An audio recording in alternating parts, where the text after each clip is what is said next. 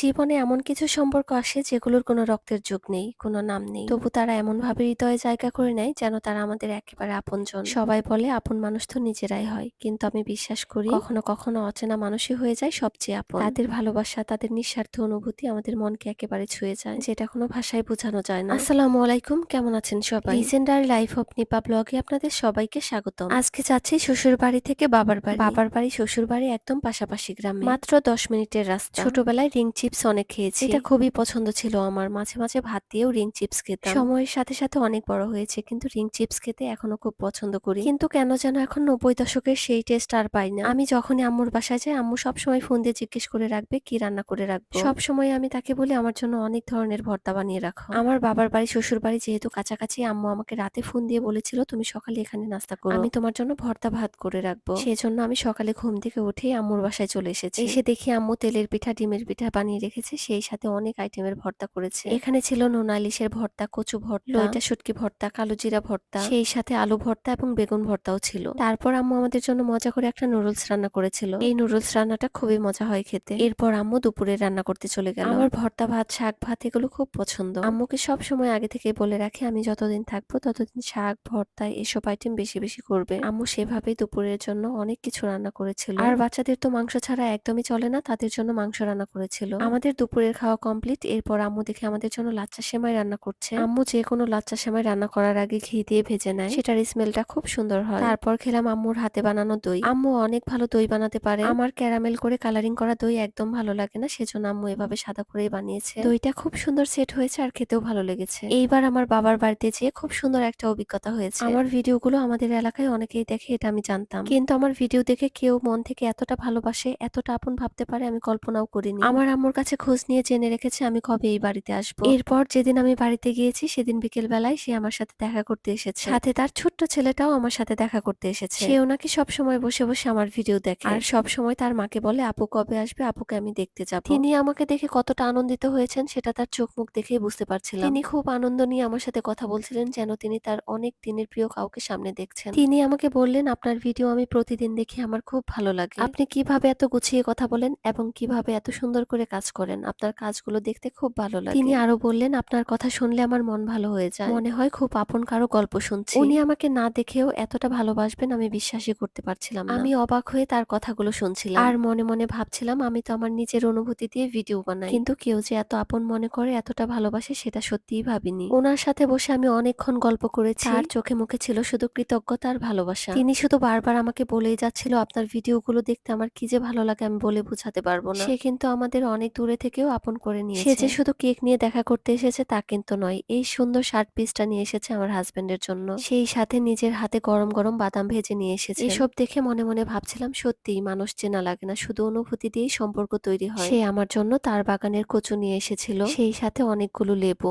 সে যখন আমার সাথে দুটো কেক নিয়ে দেখা করতে এসেছে আমি ভেবেছিলাম সে হয়তো কেকের বিজনেস করে, না হলে সে দুটো কেক নিয়ে কেন আসলো। এরপর তার সাথে যখন অনেকক্ষণ কথা বললাম, তার অনুভূতি সম্পর্কে জানলাম, তারপরে বুঝলাম সে আমাকে অনেক ভালোবাসে। এই যে একজন মানুষের মনে এভাবে জায়গা করে নিয়েছি, এর চেয়ে বড় প্রাপ্তি আর কি হতে পারে। তারা বাড়ি থেকে চলে যাবার পরও বারবার তাদের কথা আমার মনে পড়ছিল। সত্যি পৃথিবী এখনো অনেক সুন্দর, মানুষ এখনো অনুভূতিতে বেঁচে আছে। সত্যি বলতে তার এই ভালোবাসা, তার এই আপন করে নেওয়া আমার প্রেরণা হয়ে গেছে। যদি আমার কাজ, আমার ভিডিও কারো মুখে হাসি ফোটাতে পারে, তাহলে সেটাই আমার সবচেয়ে বড় পাওয়া। কিছু কিছু সম্পর্ক হয়তো রক্তের না, কিন্তু অনুভূতির বন্ধনে তারা হয়ে ওঠে সবচেয়ে আপন।